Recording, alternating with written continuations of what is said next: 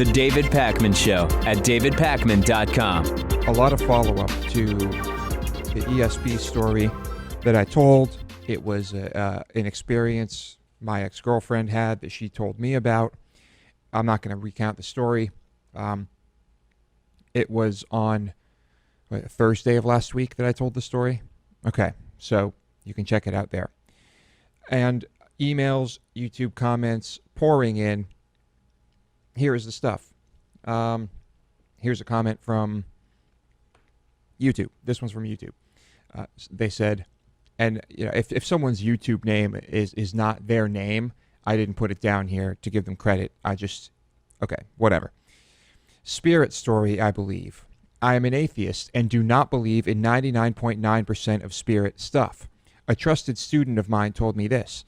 He had a dream that his grandfather came to him and told him to be a good kid, study hard and all that stuff, and said goodbye. Next morning, the student's father told him that the grandfather passed away the night before. That same night. Here's another story. Raphael said, so I have a story. The day my grandma died, this was in Honduras. She died overnight. My cousin was then 6, woke up around the same time, crying, saying that she came to say goodbye. 5 minutes later, they got the call. The cousin was in California at the time. I've heard stories like that before. That seems to be a common thing. Yeah. This whole, like, they come to you right before they die, or something happens right before someone dies that's really strange, and you find out shortly after. Or, you know, in theory, maybe at the same time someone dies. In this case, that seems to be close to it. And then a couple people saying that the easiest explanation was that she just heard her dad talking about this in the other room while half asleep, didn't realize it, and that's why she guessed that it was her dead grandmother that called, because she overheard something. Varnia wrote in and said, I have a theory. Maybe they were talking about the grandmother beforehand, or something along those lines. In other words, both were sort of primed to have some thought of the grandmother. Right.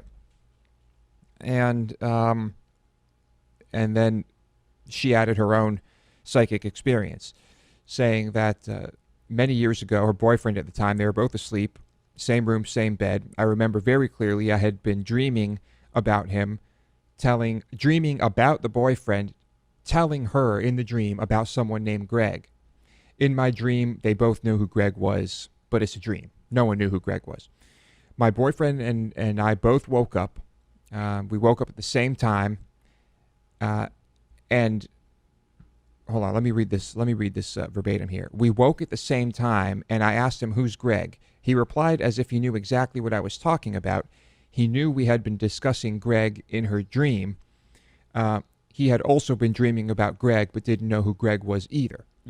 And her explanation for this is that maybe it was on the TV, or they were just both hearing something about Greg in their sleep coming from somewhere else. Or one of them was talking about Greg in their sleep, and it got into the other person's. Yeah, right. That makes sense to me. Someone wrote in and said that this was an example of mass hysteria. I don't know if I'd classify it as that when we're just dealing with two people here. Well, that's more of a semantic distinction. Well, I mean, mass hysteria usually involves many people suffering from XYZ, suffering from the same delusion. Right. So, yeah, I don't know if I'd call it that. I don't know. I have one to add. Hold on. I got one more here. Oh, okay. I thought that was the last one. I didn't write it down, but now someone wrote in saying that someone we are going to have on the show wrote this book called The Bigger Picture, where they talk about matter and the properties of matter and energy and things like this. And so the person who wrote the YouTube comment said that we basically know how matter works. We know its properties. We know how energy works. We know its property, and that all the psychic stuff just doesn't make sense based on that. And I'll comment on that in a minute. But go ahead, read yours. Okay. Lori wrote in and said, my mom dies and my older sister has moved to Arizona. She doesn't know many people yet and has no family there. It's about a year after our mom has passed. She's standing in line alone at a store. A stranger comes up to her and says, Mary, your mother wants you to know she is sorry. My sister and mom had a very troubled relationship. My sister insists this is how it happened, and there is no way this woman could have known this information. Okay. I mean, that's the one I received. That's the only one? Yeah. Well, one of them was one you read. Yeah. Oh, okay. So it wasn't that long ago. I know I'm going to get a lot of hate for this. Maybe I'll Right. get some people who agree with me. It wasn't that long ago that if I suggested the Earth might be round, even the world's most respected scientists at the time would have laughed at me hysterically. Okay. Okay. And maybe you would have been one of those people who said, here's why the Earth isn't round. It just makes no sense. Now, it seems to me that the most liberal people in the world, when told about a story like this one or like the ones we just read about, will immediately try to come up with reasons for why it didn't happen. Maybe we should be trying to figure out how it could happen. Well, in fact, that is, if you make a claim that seems to be extraordinary, as defined by it can't be explained by commonly accepted scientific methods, I believe it actually should be the responsibility of the person making the assertion to prove that it is indeed what they say. So conceptually, I do agree with you. I think the reason sometimes skeptics will start to try to explain why it might have happened is because for them, there are so many more likely possibilities than something paranormal or supernatural happened. So I understand it's sort of a double-edged sword. I understand the desire to say, well, there's a million easier explanations than this was a psychic incident. Someone was dreaming. There was a radio show on, and the idea of Greg or whatever was put in their mind. All of those things seem so much more obvious and simple. Mm-hmm. And I think that's why skeptics will tend to go to that. But in reality, if the extraordinary claim should be defended and proven, if possible, by the claimant. Well, the claimant might have no means of Sure. being able to prove what happened to them or someone they know. I mean, they really don't have the ability to prove it. It really is up to the people studying brains, the Right. people studying physics, the people study whatever, to actually do the research. But people don't want to do this research because they think that it's woo, right? It's a topic that many experts don't even feel the need to research. That's true. Many don't. And so, I mean, when it comes to matter and knowing what we know about matter and energy and all this and that, I don't think we've even scratched the surface. I mean, I'll be generous and say that we've actually been researching this stuff for 150 years. I mean, I think that only is valid if you say researching it by methods you consider to be even remotely valid today. But humans have been investigating purportedly supernatural incidents I don't for mean a very, very, very I don't long mean time. supernatural incidents. I mean studying how the universe works. I see. Yeah. Okay. Because that's important. Yeah, that would explain Yeah. these psychic incidents if they were real. And so,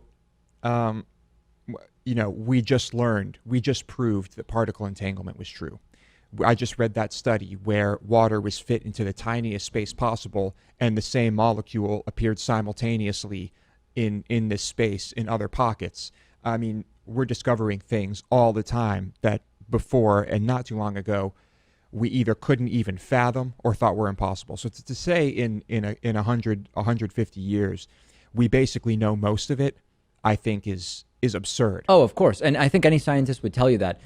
So if I understand your approach is when these stories happen, if they are indeed true in the sense that they can't be explained by something like the individuals were primed to be Right. thinking about Greg or whatever, you're not saying it's supernatural. You're saying there is an explanation in our scientific and natural world. We just are not yet at the point where we figured it out. I'm saying let's try and figure that out. Right. Yes. I mean, I don't even like the term supernatural. I mean, we call it supernatural because we can't prove it to be real. It doesn't mean it's not real, yet that word exists. It's All right. like, I just don't like that word. So I don't know if it's real. Sure. I think it's worth finding out. I Right. think it's worth dedicating time and resources to, although this is one of the hardest things to figure Well, out. the problem with these things, much like religious beliefs, is that it's very, very hard to prove negatives in many cases. So you could invest millions and millions of human hours into researching this, and they might not confirm any of it exists. That wouldn't prove it doesn't, right? I mean, you could look at that, Right. Lewis. At what point would you be satisfied that it's been researched enough where the absence of proof would, to you, suggest that, okay, there I don't isn't even want to anything here? get into that. Look, this is one of those things that if it's real, if it's true, it's probably going to be discovered by accident. Eventually. By someone doing something else or something similar, some field of research. Yeah. They're going to stumble upon this. And if it's going to be discovered, it's going to be discovered that way because of the skepticism, because of the apprehension, because of the general climate around it. Yeah. But I've heard many stories like this. I mean, there is some truly mind-blowing, incredibly weird shit that happens that we really have no explanations for, other than just a hypotheses about why it didn't happen or why someone's lying, or that someone is lying. And I just think it's worth investigating. Well, there you go. Who can say it's not? Plenty of people. Plenty of people. So, let's be a bit more open-minded here. And I would do one of these stories, Lewis, since we kind of went long on Yeah, this. I know. I went long with that. This one is short. Oh, Texas. It's Texas. A Texas judge had to rule that prisoners that a prison must provide inmates with safe drinking water. How dare they? Yeah, instead of the arsenic-laden filth that they've been giving them this whole time. Right. And this is a prison 70 miles northwest of Houston. The order came from a lawsuit filed by the inmates following this lawsuit filed in 2014, saying that the inmates have been exposed to dangerous heat at the unit. Yes, it seems that temperatures are out of control here, and I'm sure in every possible way that you can be neglected as a prisoner. I'm sure it's happening here and all over Texas. The water at this specific unit contained between 2 and 4.5 times the level of arsenic permitted by the EPA. Right. Prisoners demonstrated that the system's current and ongoing conduct violates contemporary standards of decency. At least 20 prisoners have died indoors in non-air-conditioned Texas prisons since 1998. In 2011, there were 10 prisoners dying just from heat in Texas. And this is what's going on here. So a small victory for the prisoners. And the attitude from some people is always, hey, they're there because they broke the law. Whatever happens, happens. We're not going to spend money. Well, no, hold on a second.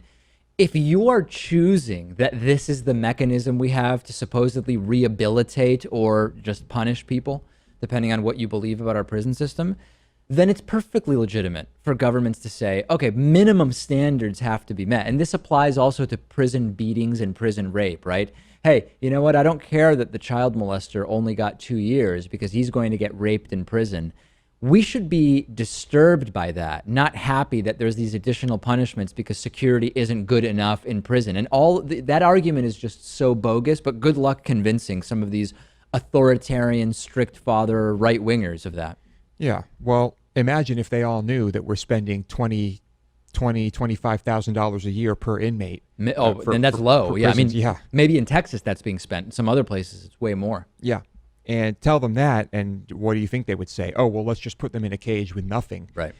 2 years? Okay, 2 years in a cage, no food, no water, no supervision, no shelter, no nothing. Yeah. And basically just kill everybody. Maybe they'd prefer that.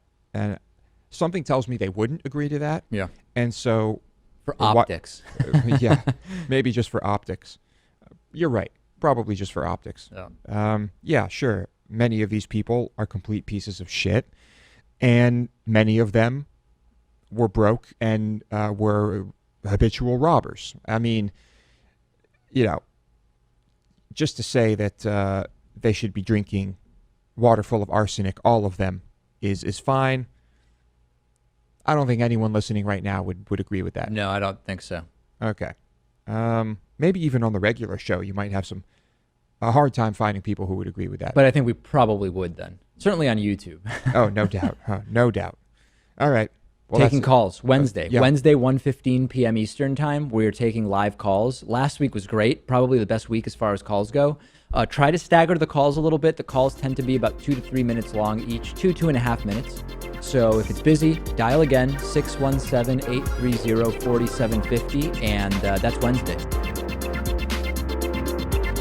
The David Pakman Show at davidpakman.com.